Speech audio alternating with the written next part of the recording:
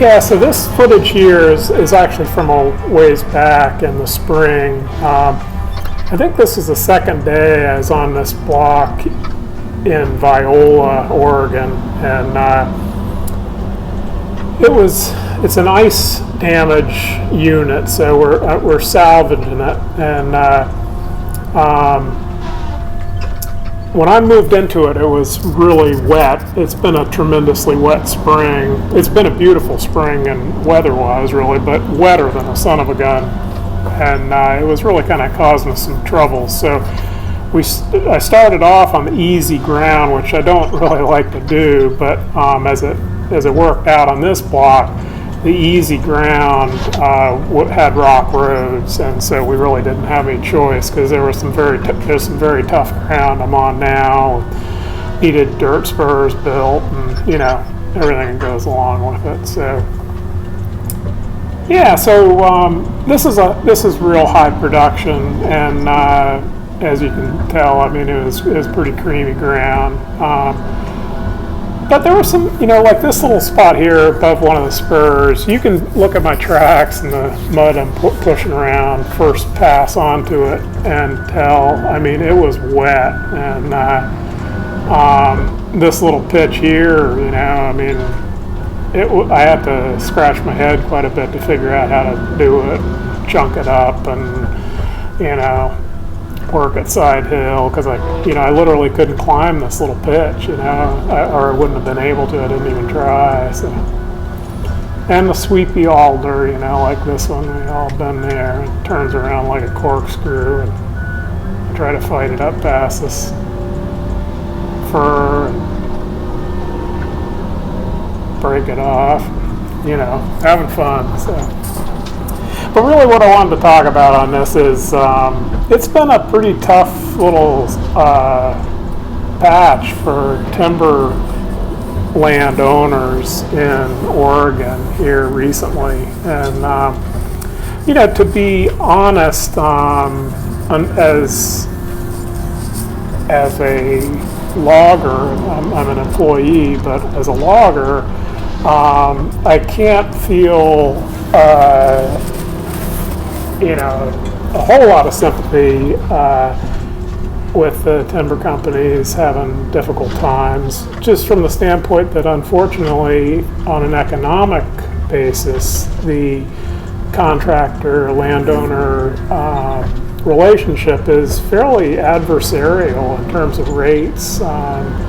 It's basically inequitable, I feel, and but with that being said, from the standpoint of a landowner myself, I certainly can appreciate the fact that between fire and other weather events like the ice storm that damaged this stand, it's been tough, and we've lost a lot of acreages in some parts of the state. An entire rotation basically has either been burnt or damaged to the point where it has to be salvaged and start over again. And, most people don't understand the reality of growing trees. As a business, it's farming, but it's on a much longer time frame. I mean, depending on the perspective of the landowner, from 35 to 100 years, invested in a stand. This stand here, it's kind of interesting. It was planted by Longview Fiber, or possibly even published in a paper. And one of my bosses actually, as a teenager, boomer trapped this ground, which helped create the good stocking and beautiful little trees I'm cutting here now. And this stand is 37 years old, and from an investment standpoint, it's just barely reaching the point of kind of return on the time investment, and it needs, like at least 10 more years to really put on that profit, if you understand what I'm saying. And so it's difficult. It's farming, but it's a longer time frame. You know, it's always important, I think, to try to make people understand that. You know, those of us in the business, I think, do, but you know, in this modern day, most people don't have a clue. So yeah. So there's my little spiel for the record. And,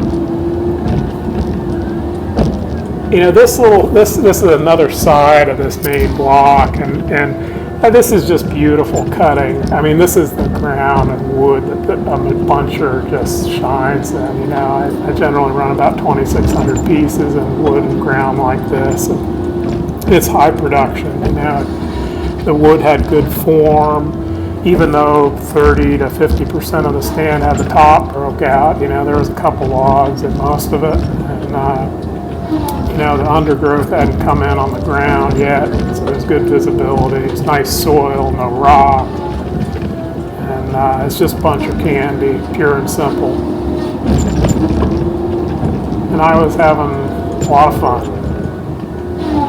There's something about the motion for me, the motion of cutting and swinging, that I just love it.